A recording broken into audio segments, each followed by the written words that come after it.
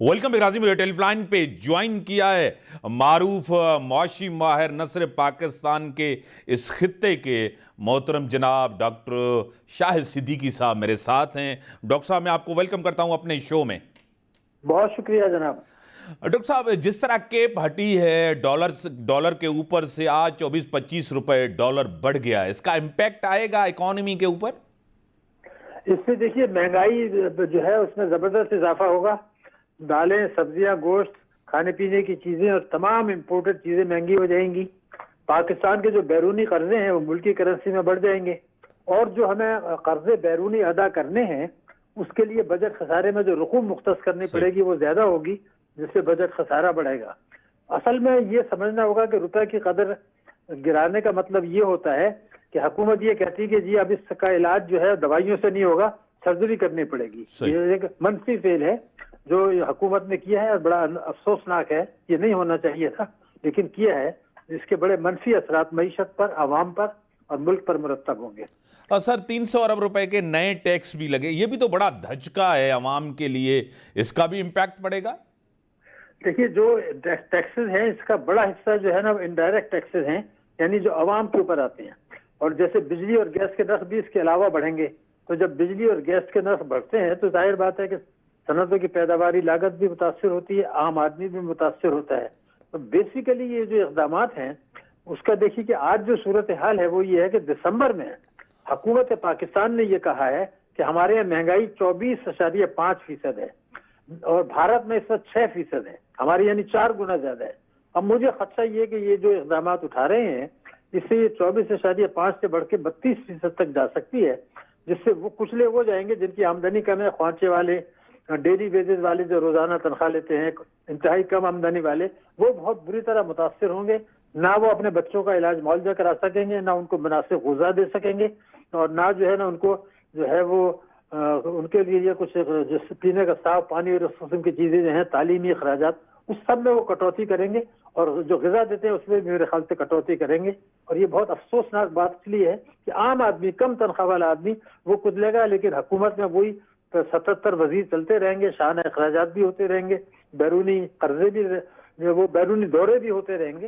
तो ये तो सोचना है कि हम इस मईशत को और पॉलिसियों को कहाँ ले जा रहे हैं, अशराफिया के लिए, आवाम की कीमत पर। ये तो अफसोसनाक बात है। सर आज फाइनेंशियल टाइम्स की एक न्यूज़ लगी, आप और हम हमेशा डिस्कस करते आ रहे हैं कि पाकिस्तान डिफ़ॉल्ट नहीं होगा, पाकिस्तान की मैशियत दिवालिया होने के करीब है। ये फाइनेंशियल टाइम्स की एक न्यूज़ है आपके सामने। मैं तो आपसे हमेशा ये दरख्वास्त करता हूँ कि आप अपने लोगों पर एतमाद करें, अपने मुल्क पर एतमाद करें जो हमारा और आपका मुल्क है।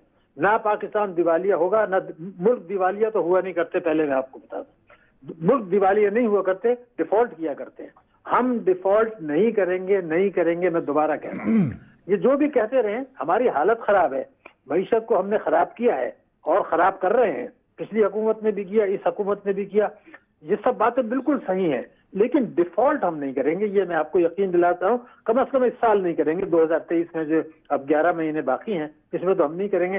फाइनेंशियल टाइम्स के है या न्यूयॉर्क टाइम्स के है, मुझे परवाह नहीं है, मुझे पता है कि मेरा मुल्क डिफॉल्ट नहीं करेगा। सर आपको क्या लग रहा है कि किस तरह आप कुछ अपने रिफॉर्म्स कहाँ आने की ज़रूरत है पॉलिसी में? आपको पता है स्ट्रक्चरल रिफॉर्म्स लानी चाहिए, लॉ मेकिंग करनी चाहिए, इकोनॉमी को कैसे बेहतर किया जाए, महंगाई को किस तरह कम किया जाए? देखिए इसका सिर्फ एक तरीका है और इस तरीके के अलावा जो भी वायदा करता है वो अपने आप को धोखा देता है, कौम को धोखा देता है। इस वक्त भी महंगाई भी कम हो सकती है, मईशत भी ठीक हो सकती है अगर मेरी एक बात पर अमल कर लिया जाए। ये मैं इसकी जिम्मेदारी से कह रहा हूँ। वो ये है कि हमारी एक कौमी सलामती कमेटी है जिसमें हुकूमत भी है और फौज के नुमाइंदे भी हैं।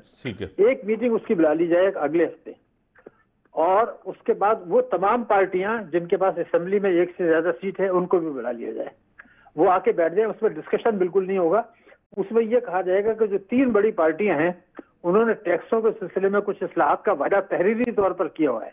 हम ये कहेंगे कि वो जो आपका वायदा है वो आप हलफनामे पे एक दस्तखत कर दें कि वफाक और सूबे हर किस्म की आमदनी पे टैक्स लगाएंगे, जनरल सेल्स टैक्स जिससे महंगाई होती है उसको 17% से करके 7.5% पे लाएंगे और पेट्रोलियम लेवी 0 हो जाएगा। ये हलफनामा बनाएं। दूसरा ये कि तवानाई के शोबे में इस्लाहात होंगी। تیسرے یہ کہ تعلیم اور صحت کی بجٹ ہے اس کو دگنا کر دیا جائے گا. یہ حلف نامہ ان سے آپ سائن کرا لیجئے. اور یہ کہ کابینہ کا جو سائز ہے نا جہاز کا اس کو ذرا کم کریں, 30 سے زیادہ وزیر نہ ہوں. بیرونی دورے بھی ذرا کم کریں اور شاہانہ اخراجات بھی کم کریں. یہ حلف نامہ لے لیں اور حلف نامہ دینے کے بعد ایک قانون جو ہے وہ آرڈیننس بن جائے جس کو بعد میں پارلیمنٹ اپروو کرے. آخری بات وہ یہ ہے کہ جب بھی الیکشن ہو تو جو سیاسی پارٹی کے نامینیز ہوتے ہیں, جو سیاسی پارٹی کے نام پہ ٹکٹ لڑتے ہیں, وہاں پر بھی ایک حلف نامہ دیا جائے کہ ہماری پارٹی نے یہ حلف نامہ دیا ہے ٹیکسوں کے لیے, توانائی کے لیے, اخراجات کے لیے, میں اس پر عمل درآمد کا پابند ہوں, اگر اس پر عمل نہیں ہوتا تو میری سیٹ ختم ہو جائے گی, میں پارٹی چھوڑ دوں گا.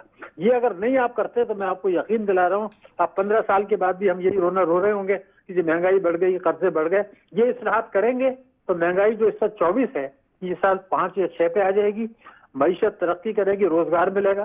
تو یہ فیصلہ پاکستان کو کرنا ہوگا, ورنہ بڑی مشکلات ہیں اور بہت خطرات ہوں گے اگر یہ نہیں کیا تو. بڑی مہربانی محترم جناب ڈاکٹر شاہد صدیقی صاحب, ماہر معیشت ہیں نہ صرف پاکستان کے اس خطے کے. انہوں نے کہا کہ پاکستان کوئی ڈیفالٹ کوئی بھی نیوز ہے, فائنینشیل ٹائمز ہو, کسی کی بھی نیوز ہو, پاکستان ڈیفالٹ نہیں کرے گا. اس 11 مہینے تک انہوں نے کہا ہے کہ ہاں حالت بہت خراب ہے, حالت بہتر نہ ہے, انہیں کہ بہتر کرنے جلائے کچھ سٹیپس بتا ویندا. انہیں سان گڈ بریک جو ٹائم تھا, بریک کھاں پوइ ڈسکشن